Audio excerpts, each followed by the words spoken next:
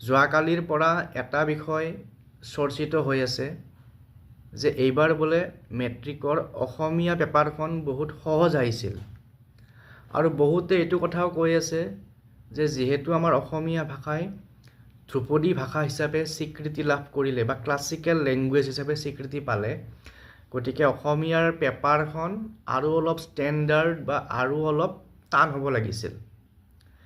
এতিয়া মোৰ প্ৰশ্নটো হৈছে এইটো যে অসমীয়া ভাষাটো সুৰক্ষিত কৰি ৰখাৰ দায়িত্ব বা চৰ্চা কৰাৰ দায়িত্ব বা ব্যৱহাৰ কৰাৰ দায়িত্ব অকল সেই মেট্ৰিক দিয়া ল'ৰা ছোৱালীখিনিৰহে নেকি?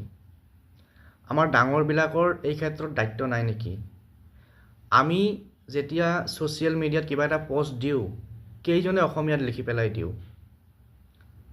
মেক্সিমামে অসমীয়াত নিলিখে, ইংৰাজীত লিখে।